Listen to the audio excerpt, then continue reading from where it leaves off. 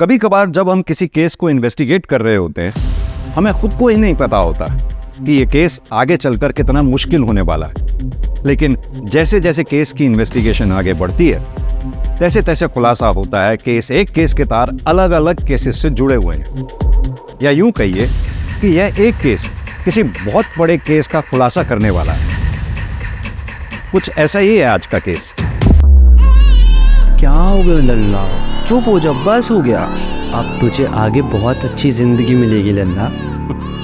मानती हूँ लल्ला, इसमें तेरी कोई गलती नहीं है, सब तेरे मम्मी पापा की गलती है। अब मैं अपने लल्ला को लल्ला से मुन्नी बनाऊंगी, कितना प्यारा लगेगा। और मेरे लल्ला, तुझे बहुत लंबा सफर तय करना है।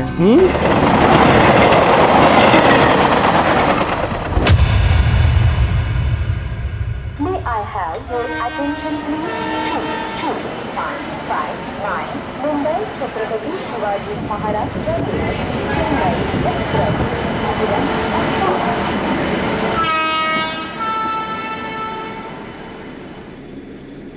हाय। हेलो। बहुत टाइम बाद। मैं तो रेगुलर ट्रैवल कर रहा हूँ पूरे टू कल्याण। आप ही काफ़ी टाइम से नहीं दिखाई नहीं है, कहाँ हैं आप? वो एक्चुअली इसकी तबीयत खराब है ना, इसीलिए। ये 9 महीने का हो गया? हाँ। इसको देखता हूँ तो मुझे मेरा आरव याद आता है, बहुत क्यूट है ये। आपका बेटा भी तो 7 महीने का हो गया होगा ना? अरे बहुत उधम करता है वो, मतलब पूछो मत। आप मुंबई में रहती है कहीं ना? हाँ। अच्छा हाँ, आपने बताया था, मैं भी काम कर सकता हूँ। आज आप इस टाइम पर? हाँ, थोड़ा ऑफिस से जल्दी फ्री हो गया था तो कल्याण वापस जा रहा हूँ।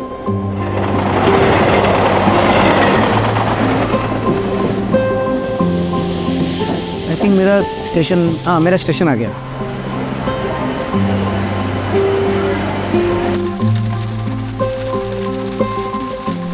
आगे पापा आगे पापा। हाय मेरा चैम्प, आई मिस यू। क्यों हो रहा है ये? पीछे बैठना। अरे तो उसके पीछे रखो ना फिर।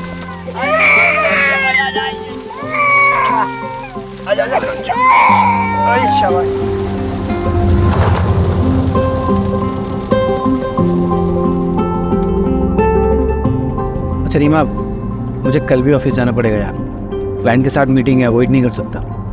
अजीत, पहले तुम हफ्ते में 2 बार जाते थे, अब तुम हर दिन घूमने जाते हो। देखना, एक दिन ऐसा आएगा ना, आरव तुम्हें भूल जाएगा। अरे ऐसे कैसे भूल जाएगा मेरा चैम्प? अच्छा भूल जाएगा तो मुझे यार। रीमा, तुमको पता है काम थोड़ा बढ़ गया है, 1-2 महीने की बात है, नया नया कॉन्ट्रैक्ट मिला है, 1-2 महीने में सेटल हो जाएगा यार, डोंट वरी। और कल इसका वैक्सीनेशन है, क्या मैं अकेले जाऊं? कल ही? तुम्हें याद भी नहीं? अब ठीक है, मैं ऑफिस में बोल के मैं कल ब्रेक ले लेती हूँ।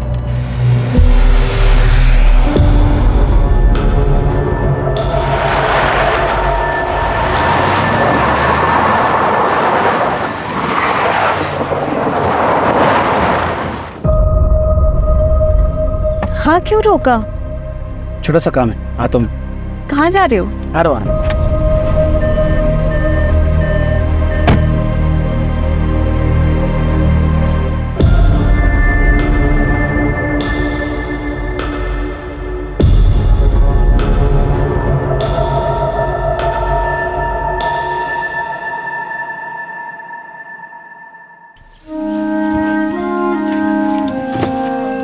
कहाँ जा रहे हो? तो एक मिनट। कहाँ? लेकिन आरव। आ रहा हूँ। शोरा शोरा। कहाँ जा रहे हैं, बताओ ना, कुछ बता नहीं रहे हो। अभी आंखें बंद करो। अच्छा, अब बताओ। कुछ है, बस 2 मिनट। ध्यान से, मैं गिर जाऊँ।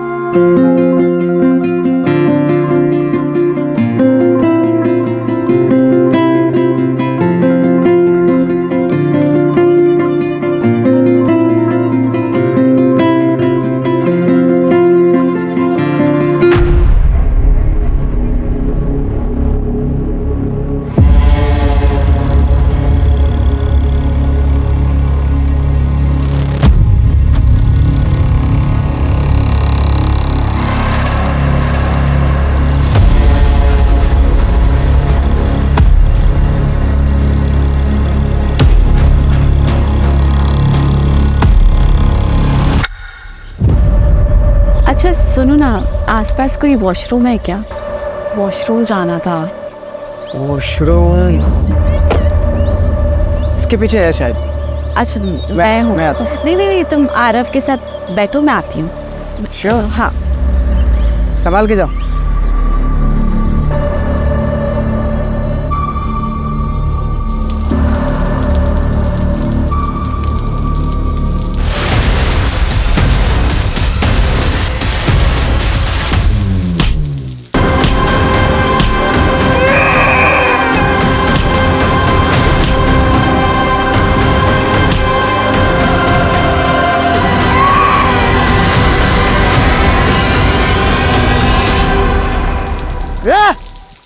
कौन है?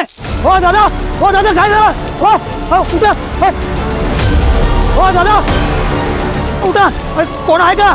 दादा काय झालं? दादा दादा उठा.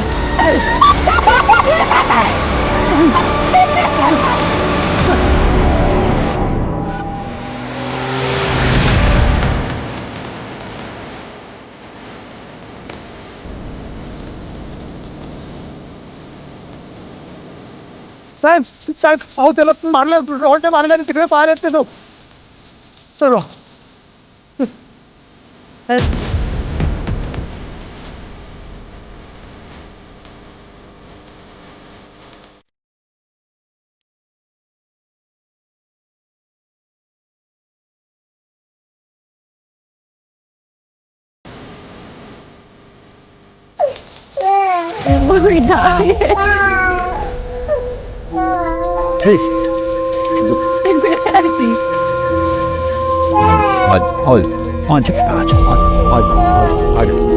अर्पिता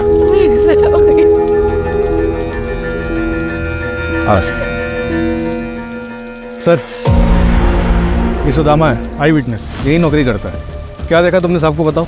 साहब वो एक ये गाड़ी के पीछे ना एक सफेद कलर की गाड़ी वो उधर गेट तक आई थी और बाद में चली गई.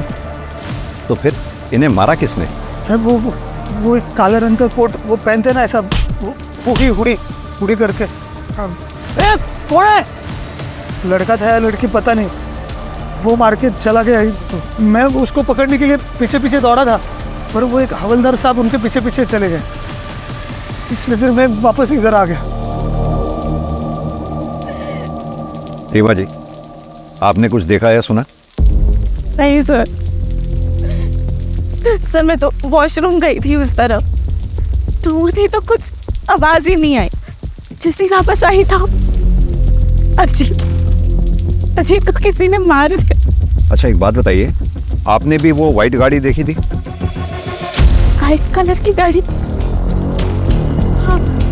हाँ सर, वो तो कल्याण स्टेशन से हमारा पीछा कर रही थी. वो गाड़ी को मैंने यहाँ पे भी देखा था, लेकिन वो तो आगे चली गई थी. संभालिए अपने आप. सुनो, मैडम और बच्ची को सेफली घर पहुंचाओ.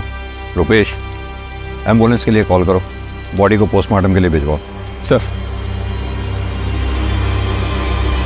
रुपेश, कल्याण स्टेशन से लेके यहाँ तक रास्ते में जितने भी सीसीटीवी हैं उनकी फुटेज चेक करो. क्या पता वो कार किसी कैमरा में कैप्चर हुई हो. और पता करो ये अपने पुलिस स्टेशन में कौन सा कांस्टेबल था जो यहाँ ड्यूटी पे था. ऐसा कौन सा कांस्टेबल है जो क्रिमिनल के पीछे भागा तो सही और गायब हो गया.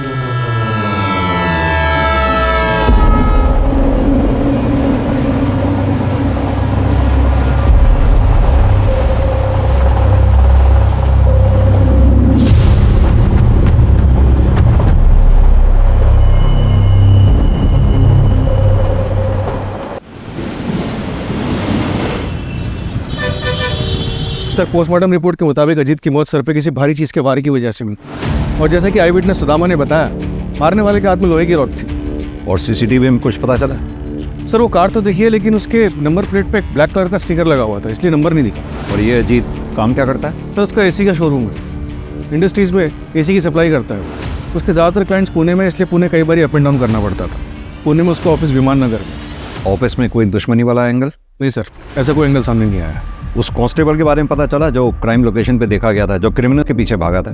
पता कर रहे हैं सर। ये जो कोई भी है जरूर अजीत के मर्डर के इरादे से ही आया होगा, क्योंकि अजीत के पास से कुछ चोरी नहीं हुआ। डेफिनेटली ये पर्सनल एंगल ही है। अजीत की फैमिली में कौन कौन है? सर, अजीत की माँ बचपन में ही गुजर गई थी। उसके बाद उसके फादर सुनील पाटिल ने दूसरी शादी की, सविता पाटिल के साथ। कौन कर सकता है ऐसा मेरे बेटे के साथ? उसने तो कभी किसी का कुछ बुरा भी नहीं किया। नाटक बंद कीजिए आप अपना। ये सब आपका किया जा रहा है। मैंने तो मेरे पति अजीत को मरवा डाला और अब माँ बनने का नाटक कर रही है।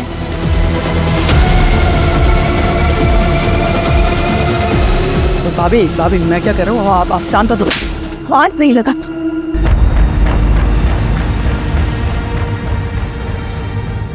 बहू सदमे में इसलिए ये सब बातें बोल रही है। अजीत भले ही मेरा सगा नहीं था, लेकिन वो मुझे अपने सगे से बढ़कर था। वो मेरा बेटा ही था। और जैसे हर घर में झगड़े होते भाइयों के, वैसे ही अजीत और शिव के भी झगड़े होते थे। शिव उठ, आज तुझे मेरे साथ ऑफिस जाना था ना? चल जल्दी, बोले ट्रेन मिस होगी। नहीं भैया, आज नहीं। कल लेट आया ना तो नींद पूरी नहीं हुई है। अरे ऐसा कैसे चलेगा तेरा? ग्रेजुएशन कंप्लीट हो गया है तेरा, या तो बिजनेस ज्वाइन कर या तो आगे की पढ़ाई पूरी कर। 6 महीने से तो घर पे पड़ा हुआ है, या तो सोता रहता है तो पार्टी करता है। क्या रे तेरा है? लेक्चर देने का बोलना है क्या? भाई है ना, भाई बन के रहे, बाप बनने की कोशिश मत कर। शिव, ये तू कैसी बातें कर रहा है? वो तेरे भले के लिए बोल रहा है ना, और तू उसके साथ इतनी बदतमीजी से बात कर रहा है। माफी मांगो उससे। कहाँ जा रहा है तू? दोस्त के घर पे सुकून से सोने। अरे शिव, वो तो कि तेरी मनमानी। रेडी हो और ऑफिस चल। हाथ लाऊं ना कुछ माला। जाऊ दे अजीत, विनाशकाली विपरीत बुद्धि। पर ये आई जितना अच्छा बनने की कोशिश कर रही है ना, उतनी अच्छी वो है नहीं। वो नाटक कर रही है। उन्होंने कभी भी मेरे पति अजीत को अपना नहीं माना था। शिव, किधर जा रहा है? जा मेरे कमरे में जाके सो जा। अरे जा ना। अंदर तो बहुत नाटक कर रही थी तू। करना पड़ता है। प्रॉपर्टी में हिस्सा नहीं चाहिए क्या? और तेरा भी गुस्सा ना थोड़ा कम ही रख, समझ लिया? वो सिर्फ प्रॉपर्टी के लिए सारा नाटक करती है। तो क्या आपको लगता है कि प्रॉपर्टी की वजह से ये लोग अजीत का मर्डर करवा सकते हैं? हाँ सर, बिल्कुल। क्योंकि बाबा ने अजीत के नाम पे पूरी प्रॉपर्टी और बिजनेस कर दी थी, और बाबा ने अजीत को ये अथॉरिटी दी थी कि जब शिव पूरी तरीके से बिजनेस हैंडल करने के लिए रेडी हो जाएगा तब प्रॉपर्टी का बंटवारा कर सकते हैं। उन्होंने कभी भी शिव को सौतेला भाई नहीं माना, हमेशा दिल से अपनाया है। लेकिन शिव ने अजीत को कभी भी अपना परिवार नहीं माना, और इन सब चीजों का नतीजा आपके सामने है सर। संभालिए अपने आप। सास बहू में कहा खिटपिट नहीं होती है सर, लेकिन एक बात कहूंगी, अजीत साहब और रीमा दीदी बहुत अच्छे लोग हैं। यहाँ कब से काम कर रही हो? यही कुछ 2-4 महीने पहले। कैसे लगी थी नौकरी? वो अजीत साहब ने एजेंसी से बात की थी, मैं एजेंसी के जरिए यहाँ आई।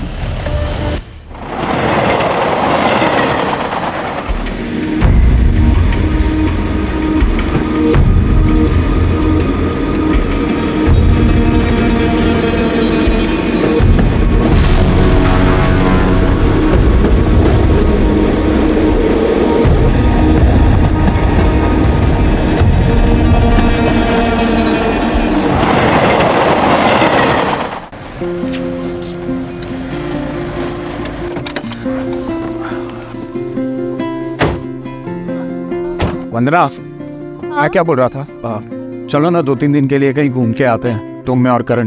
तुम्हारा मूड भी चेंज हो जाएगा और थोड़ा स्ट्रेस भी कम हो जाएगा तुम्हारा। नहीं नहीं, मुझे नहीं जाना कहीं पे भी। क्यों? मुझे ना काम का बहुत ही ज़्यादा प्रेशर है, और मुझे लग रहा है ना मैं अपना काम ना मैनेज भी नहीं कर पा रही हूँ। अरे don't worry, don't take stress, सब ठीक हो जाएगा। ओके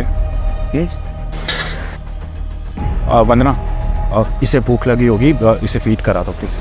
अरे नहीं नहीं, मेरी ना आधे घंटे में प्रेजेंटेशन है, और मुझे प्रिपरेशन भी करनी है। तुम ना इसे फार्मूला पिला दो। व्हाट? 1 minute, hello. तुम्हें इसके साथ बिल्कुल भी अटैचमेंट नहीं है? नीलेश, अरे सुनो।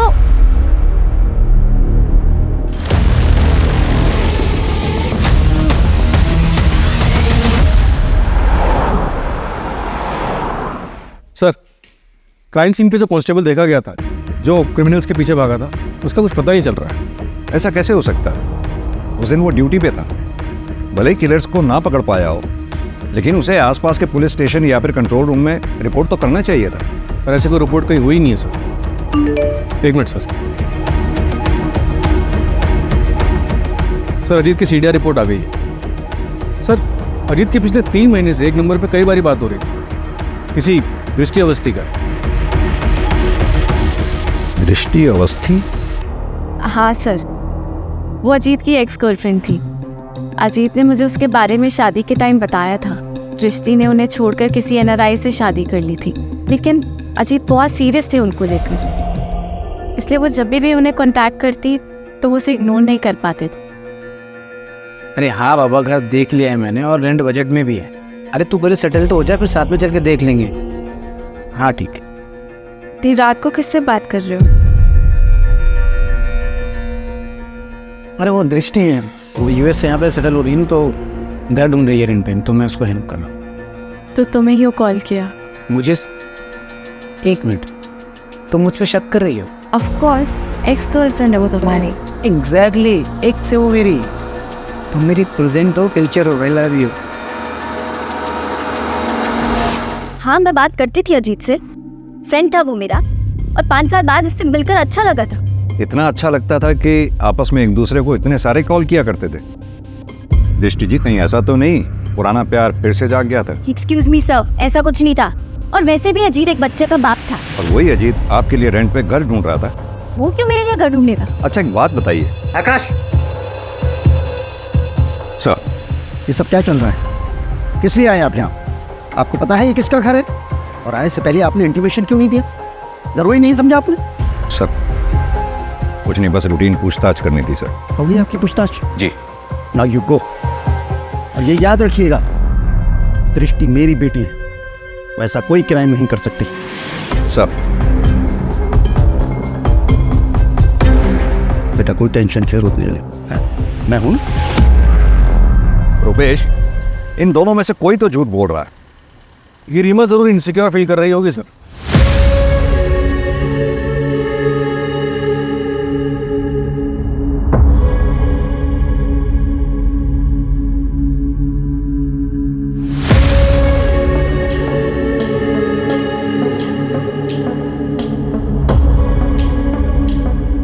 और उसे लग रहा हो कि अजीत उसे चीट कर रहा है। या फिर यह भी हो सकता है कि जलन दृष्टि की तरफ से थी। दृष्टि जिसे प्यार समझ रही थी, दरअसल वो अजीत की तरफ से दोस्ती थी। और ये बात जब दृष्टि को पता चली होगी तो उसने अपना इरादा बदल दिया होगा और शायद अजीत। सर, आपके कहने का मतलब है कि दृष्टि ने अजीत को, या फिर टारगेट रीमा थी, क्योंकि रीमा वॉशरूम चली गई, अजीत बेचारा वहां रह गया और इसलिए मारा गया। एक काम और करो, ये अजीत की सौतेली माँ सविता, शिव और दृष्टि, इन सब के मोबाइल की लोकेशन चेक करो। पता करो घटना वाले दिन क्या ये क्राइम लोकेशन के आसपास थे। ये दृष्टि DCP सर की बेटी है। अगर ये दृष्टि इस केस में इन्वॉल्व है तो उसने अपने सारे ट्रैक्स बखूबी क्लियर किए होंगे और इस काम में उसने जरूर किसी की मदद ली होगी। क्राइम लोकेशन से गायब हुआ कांस्टेबल।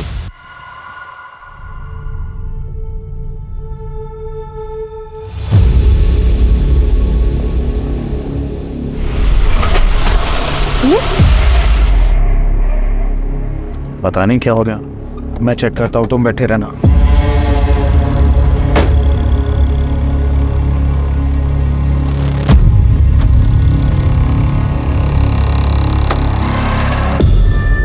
क्या हुआ नीलेश?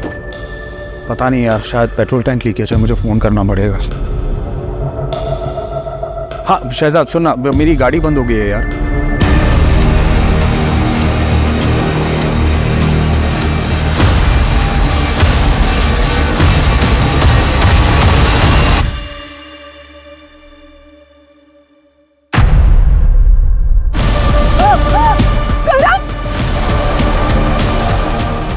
क्या हुआ? करण नहीं है गाड़ी में। सर मेरा बच्चा सर मेरा बच्चा आराम से बताइए क्या हुआ आपके बच्चे को? सर हम लोग लंच करके वापस आ रहे थे, मेरा बच्चा पीछे गाड़ी में था। क्या हुआ नीलेश?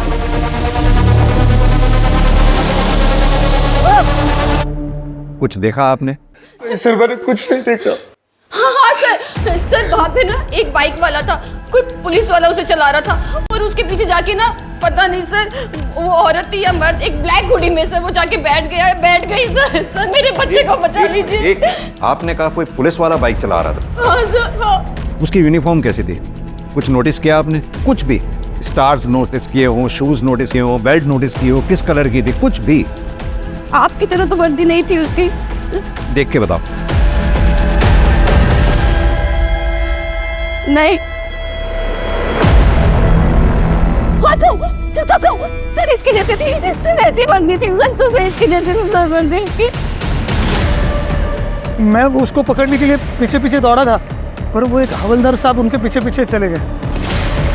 कामले, बच्चे की डिटेल्स ले लो, आप इनको डिटेल्स दे दीजिए। आप फिक्र ना करें, बच्चे को ढूंढने की पूरी कोशिश करेंगे।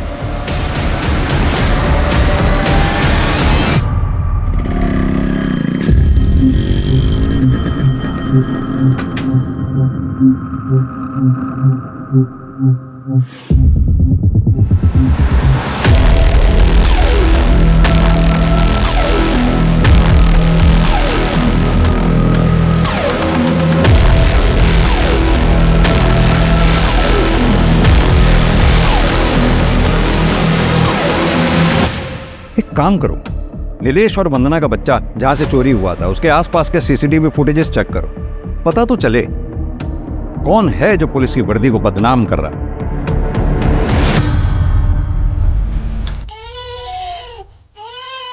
चुप हो जा, मां नहीं आएगी तेरी।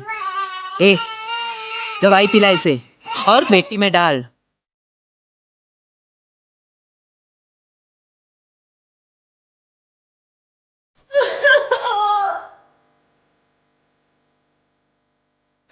तो नहीं चाहिए था ना बच्चा, चला गया ना मेरा कैट। क्या होगा, कैसा होगा?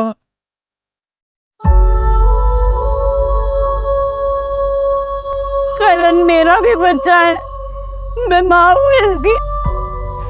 वो तो बस काम की वजह से थोड़ा परेशान रहती थी, पर मैं अपनी करण की बिना मैं नहीं रह सकती, मैं नहीं रह सकती। नीलेश मुझे मेरा करण लाके दो, नीलेश मुझे मेरा करण लाके दो, प्लीज लाके दो, मुझे मेरा लाके दो।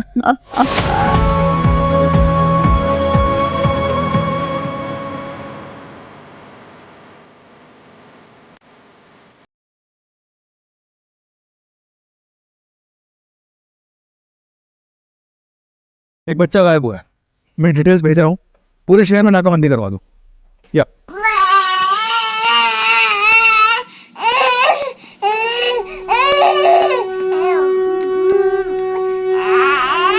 बेटा ना शायद क्या हुआ और ना मम्मा के पास है, मम्मा के पास।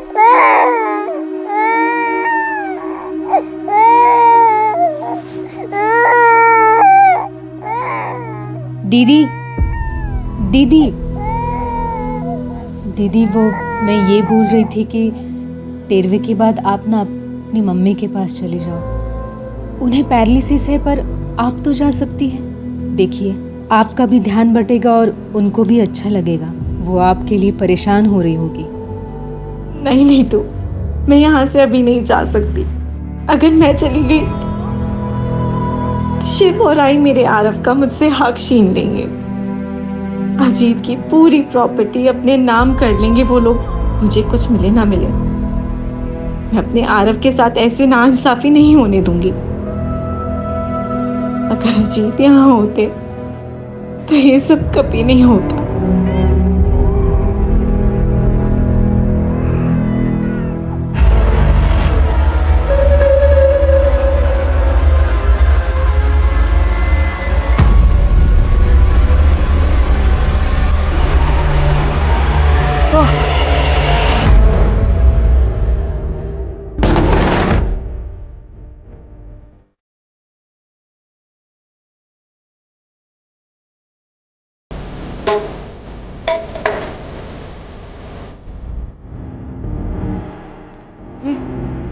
सर तो क्या कर रहा है? तू यहाँ क्यों आई है? तुझे टांग अड़ाने में बहुत मजा आता है ना? तुझे पता है ना टांग अड़ाने वालों के साथ क्या होता है?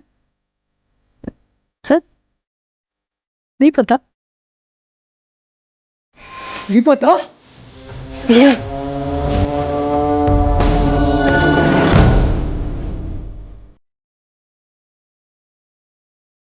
चल जा, चल जा ना।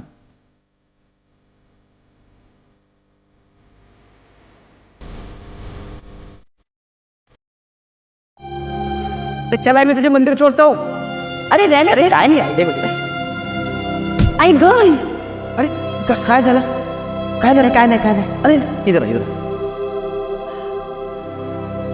अरे ये बघ पूरा लाल हो गया, स्वेलिंग आ रहा है इसमें। अरे कुछ नहीं हुआ रे बाबा, सन मंदिरला उशीर होणार।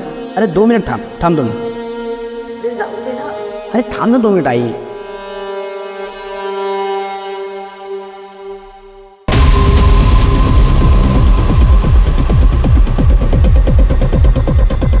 ये आगे वाला प्ले कर लो।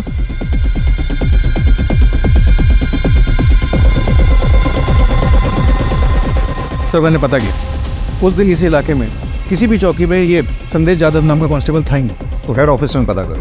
खाली हेड ऑफिस ही नहीं, आसपास के सबर्ब एरियाज में जितने भी संदेश यादव नाम के कांस्टेबल्स हैं सबको थाने बुलाओ पूछताछ के लिए। सर हेड ऑफिस में बात कर चुका हूँ। रुपेश, हमने देखा अजीत वाले केस में भी पुलिस कांस्टेबल क्रिमिनल के पीछे भागा था। वहीं अभी वंदना के केस में पुलिस कांस्टेबल बच्चा चुराने वाले का साथ दे रहा है। एक सेकंड रुपेश, कहीं ऐसा तो नहीं अजीत कोलेटरल डैमेज का शिकार था? मेरा मतलब क्रिमिनल बच्चा चुराने आया हो और अजीत मारा गया। क्या बे साले, वो मैं क्या कर रहा है? हाँ, कितने का टारगेट था और तूने क्या किया? क्या फायदा तेरी इस वर्दी का? हाँ, कोशिश तो कर रहा हूँ ना, 2-3 नजर में है अभी, जल्दी कुछ करता हूँ मैं। देख, इस महीने अगर 10 का टारगेट पूरा नहीं किया ना तूने, तो मैं तुझे काट डालूंगी।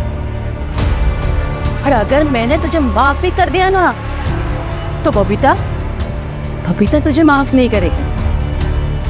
तेरे साथ साथ तेरे पूरे परिवार को भी वो काट डालेगी। चले फिर, तेरा गुना हो जाएगा। ना ना ना ना, क्या हुआ? मेरे बाबू को क्या हुआ? ओ नहीं नहीं।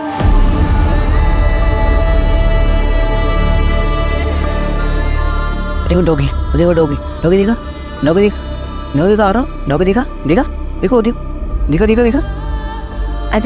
अजीब अरे मैं सुला देती हूँ। हाँ, अरे तुम सो जाओ, मैं जगाऊँ। डोंट वरी, तुम सो जाओ। बंगा बोलो मम्मी आओ, मामा सो जाओ, मामा go and sleep. Good night. Good night.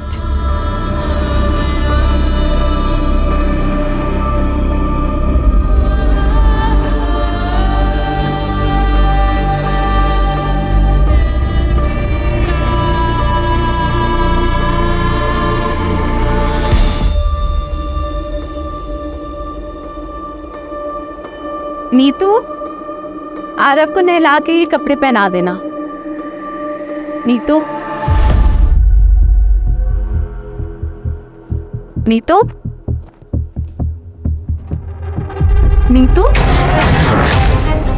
अभी नहीं है। आरव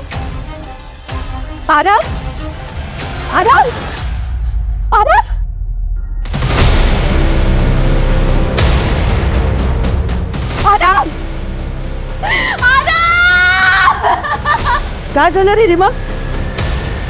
काय झालं रे? हाँ, आपकी नैनी नीतू रहती कहाँ पर है? एक सेकंड सर, ये उसका आईडी कार्ड है सर। अजीत नहीं रहे, पर मुझे प्लीज आरव को ढूंढ दीजिए। मैं मर जाऊंगी उसके बिना, मर जाऊंगी उसके बिना। आप चिंता ना करें रुपेश, घर के बाहर आसपास कोई भी सीसीटीवी है तो उसमें देखो जरा, बच्चे को लेके कहाँ गई है। सर हाँ सर, कोर्ट में पेशी है सर कल। जी सर, एक बात पता चली है, नीलेश और वंदना की यहाँ एक मालिश वाली हायर हुई थी, 2 महीने से वहाँ काम करी थी। एजेंसी से उसकी डिटेल्स निकलवाई है। हाँ तो सर ये देखिए कौन है।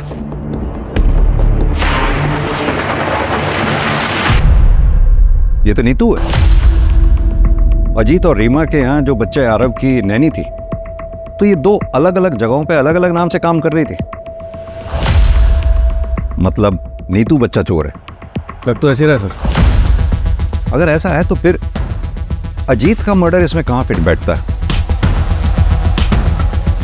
रुपेश, 2 बच्चों की किडनैपिंग हुई है। अगर 48 घंटों के अंदर हमने इन्हें नहीं ढूंढा तो उनकी तस्करी हो जाएगी, और अगर ये कोई रंजिश का खेल है तो बच्चों की जान को खतरा हो सकता है। सर,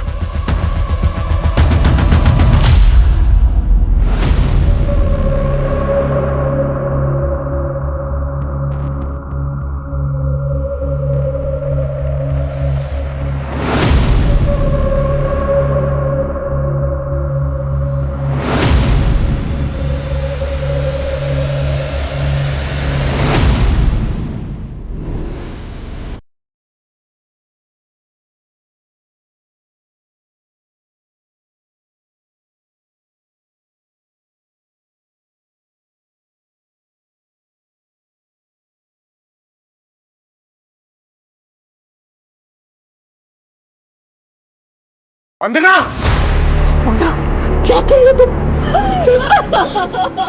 क्या कर रही हो वंदना? नीलेश, मैं करण के बिना नहीं रह सकती। मुझे मेरा बच्चा चाहिए। मुझे मेरा बच्चा ना मैं नहीं सकती।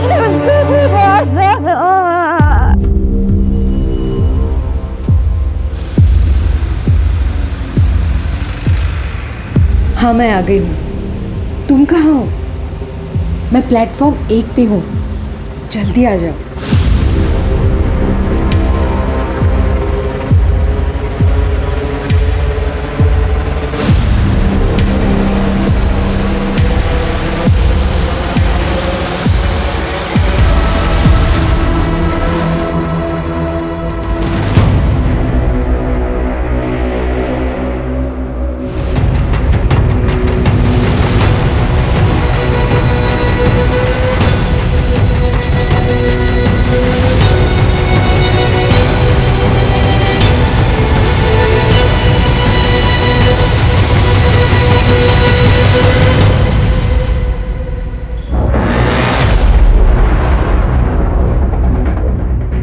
बॉडी को पोस्टमार्टम के लिए भेजो।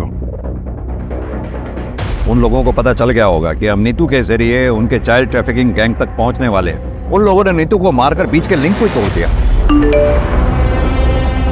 सर, हेड ऑफिस से संदेश यादव का डेटा है। दोनों क्राइम के वक्त सारे संदेश ऑन ड्यूटी थे, अलावा एक के। बुलाओ उसको थाने, और जितने भी गैंग उस वक्त चाइल्ड ट्रैफिकिंग में एक्टिव थे उन सबको खंगालो।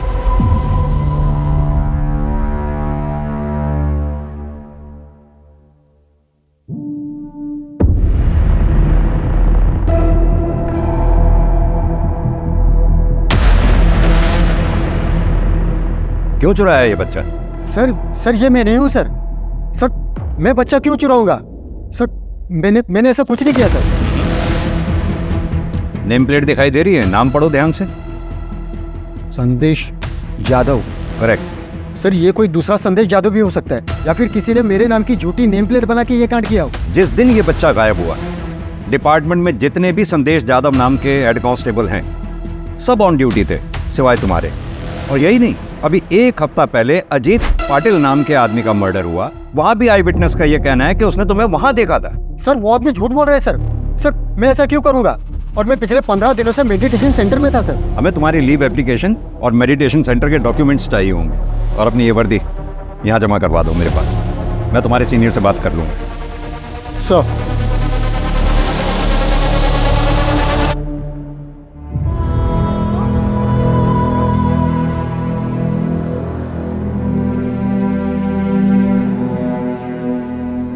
अरे वाह, इस बार तूने टाइम पे पार्सल डिलीवर कर दिया। अब आगे से नहीं होगा, पुलिस को भनक लग गई है। अब थोड़े दिन के लिए सबको चुपना होगा। फिर तुझे हमारे साथ शामिल करने का क्या फायदा हुआ? अरे ये सब मचमच करने का टाइम नहीं है अभी। बबीता को बोलो अब पार्सल नहीं मिलेगा। अरे जो पार्सल है ना, इसको जल्दी अपनी मंजिल तक पहुंचाओ और थोड़े दिन के लिए सब लोग सुमड़ी में कल्टो।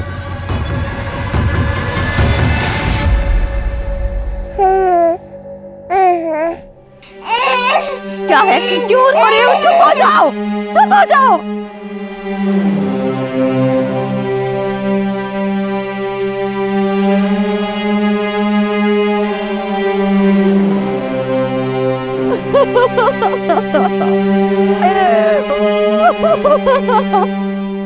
सर, ये बोरीवली पुलिस स्टेशन में केस दर्ज हुआ था। 15 दिन पहले 8 महीने का बच्चा किडनैप किया गया था और ये कांजूर मेन मार्केट से 2.5 महीने पहले 6 महीने का बच्चा किडनैप किया गया। ये नाला सोपारा से 1 महीने पहले 6 महीने का बच्चा किडनैप किया गया था। सर, इस तरह से पिछले 3 महीनों में 20 बच्चों को किडनैप किया गया। इन सारे केसेस में कोई भी रैंसम की कॉल नहीं आई और इन सारे केसेस में फैमिली ने हाल ही में नैनी को हायर किया था। एजेंसी से? हाँ सर, लेकिन अलग अलग एजेंसी से, और सबके बैकग्राउंड भी चेक किया लेकिन कुछ मिला नहीं। हो सकता है कि ये लोग फर्स्ट टाइम ऑफेंडर्स थे, या फिर ये भी हो सकता है कि आज तक अभी पकड़े नहीं गए कि कोई क्रिमिनल रिकॉर्ड बने। इन सब में हमारे पास सिर्फ एक ही नाम था, नीतू, जिसे मारकर उन्होंने वो लिंक भी तोड़ दिया, जिसकी लास्ट लोकेशन कल्याण स्टेशन थी। कल्याण स्टेशन? यही सोच रहा था मैं रुपेश कि बच्चे जब भी किडनैप होते थे या ऐसे किस्से होते थे तो शहर में हर जगह नाकाबंदी लगा दी जाती थी, सभी police station checking point create कर देते थे। फिर ये लोग बच्चों को लेके इतनी चालाकी से इतनी क्लीनली कैसे निकल जाते थे? क्या मोड ऑफ ट्रांसपोर्ट रहता था इन लोगों? जाहिर सी बात है, फ्लाइट तो पॉसिबल है नहीं, उसमें चेकिंग होती है। बाई रोड ये लोग जा नहीं सकते क्योंकि शहर में हर जगह चेकिंग पॉइंट से नाकाबंदी लगा रखी थी। अब बची ट्रेन। ट्रेन में इतनी चेकिंग नहीं होती, उसमें आसानी से बच्चों को यहाँ से वहाँ ले जाया जा सकता है। और अब तुम बता रहे हो कि नीतू के फोन की लास्ट लोकेशन भी कल्याण स्टेशन थी, मतलब कल्याण स्टेशन से बच्चे ट्रांसफर हो रहे हैं। हमें पता चला है कल्याण जंक्शन से बच्चों की तस्करी हो रही है। सर, आपको जो मदद चाहिए बताइए, अगर ऐसा हो रहा है तो हम सबके लिए जिम्मेदारी है। हमें पूरे स्टेशन के सारे प्लेटफॉर्म्स के CCTV फुटेजेस चाहिए होंगे। और हाँ, हो सकता है औरतें बच्चों के साथ हो। कोई भी औरत अगर आपको बैग के साथ या बच्चे के साथ दिखती है, फौरन ट्रैक करो। सर, मैं अरेंज करवाता हूँ। Thank you.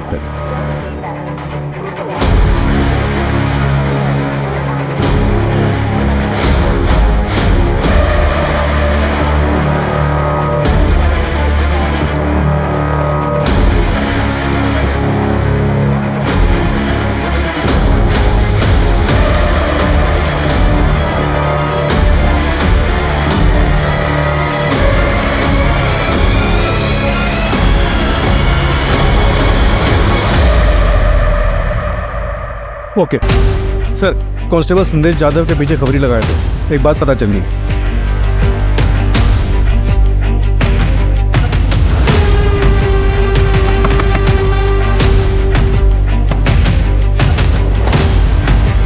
सर, आप यहाँ पे? हाँ, हम यहाँ पे। Sir please.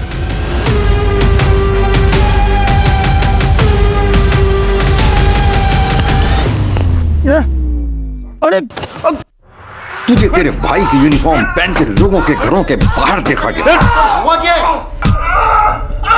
तू ही था ना अजीत के मर्डर के टाइम वहां?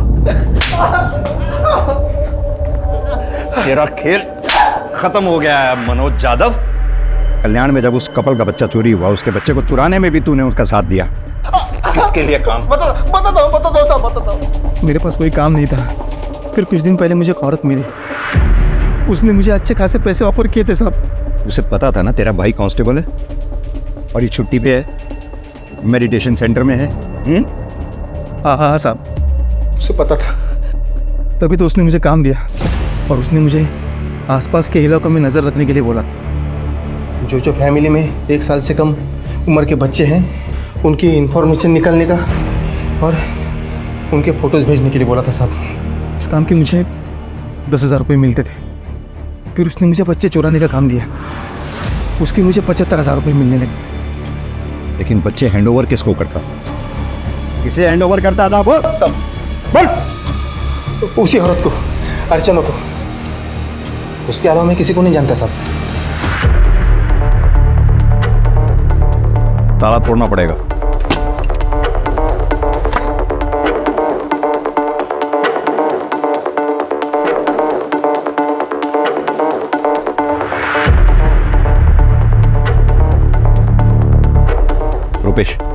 पूरा घर छान मारो।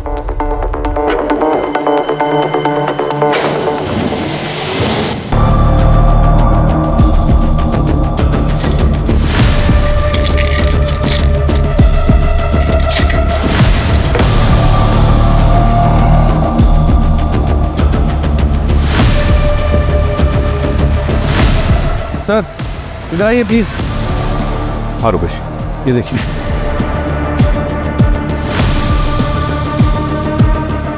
क्रिमिनल्स तो हमसे भी 10 कदम आगे निकले।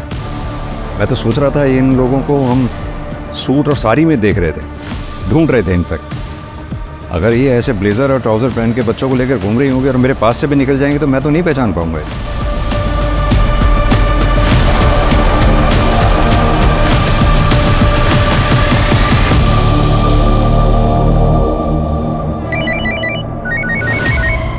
जिस औरत का हुलिया बताया था आपने हमें, सीसीटीवी में वैसी औरत दिखी है। वो औरत अभी अभी हैदराबाद वाली ट्रेन में बैठी है, बोगी नंबर S8 में।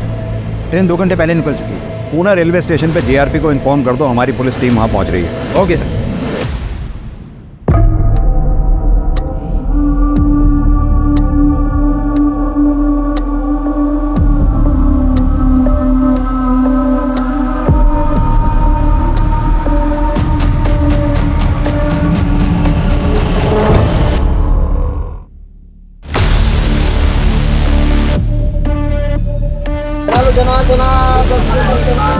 वड़ा पाव है, वड़ा पाव।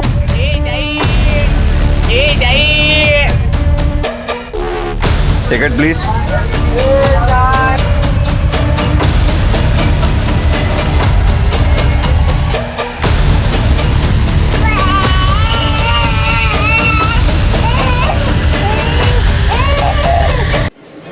सर पूरा प्लेटफॉर्म चेक कर लिया लेकिन वो कहीं नहीं मिली। लगता पुलिस स्टेशन के बाहर निकल गई। 1 मिनट, टॉयलेट। बैठो। हेलो, कौन है? Sorry madam.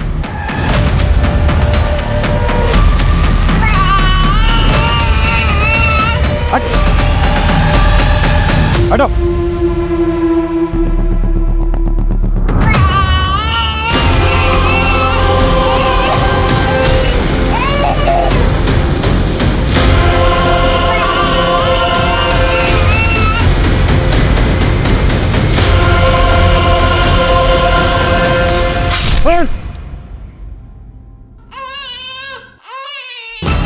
इधर खाइए, इधर इधर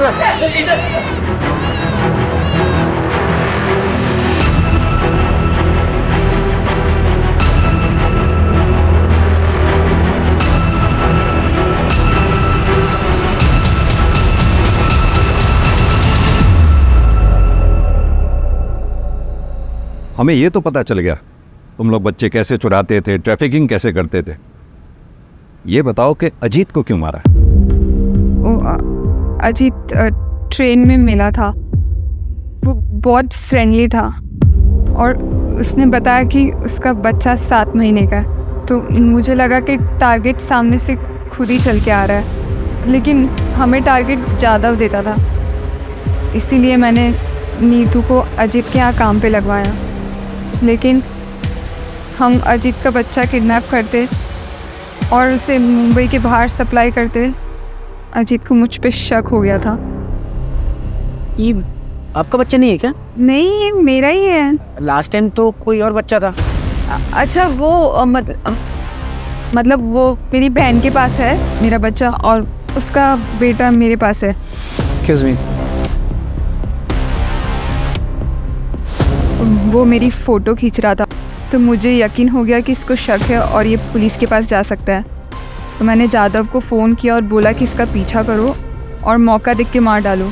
जादव और उसके बंदे ने वैसा ही किया। बच्चा हमने कुछ दिन बाद चुराने की सोची ताकि पुलिस मर्डर के इन्वेस्टिगेशन में ही फंसी रहे। मतलब नीतू को सिर्फ इसलिए मार दिया तुम लोगों ने क्योंकि हम नीतू तक पहुंचने वाले थे? और वो तुम्हारी साथी कहाँ है? बच्चे कहाँ हैं? रीमा का बच्चा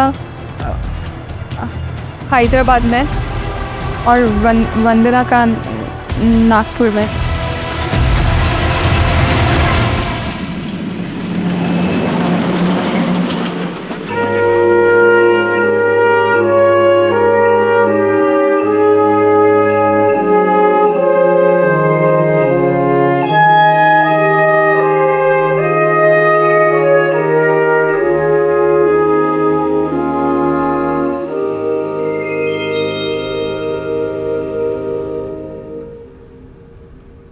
वंदना के बच्चे को तो हमने बचा लिया, लेकिन रीमा का बच्चा अभी भी हैदराबाद में है। उसकी तलाश जारी है।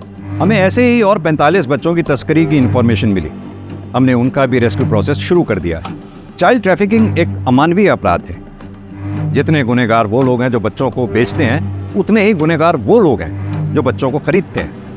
अगर किसी कपल को औलाद नहीं होती, इसका मतलब ये नहीं कि उनको लाइसेंस मिल गया बच्चा खरीदने का। वहीं अगर कोई चाइल्डलेस कपल बच्चा अडॉप्ट करना चाहता है तो वो मेक श्योर कर ले कि पूरी लीगल फॉर्मेलिटीज़ के बाद ही बच्चा उनकी गोद में आए। अगर किसी अनाथ आश्रम से इलीगली बच्चा अडॉप्ट किया जाता है तो वो भी उतना ही बड़ा क्राइम है जितना चाइल्ड ट्रैफिकिंग।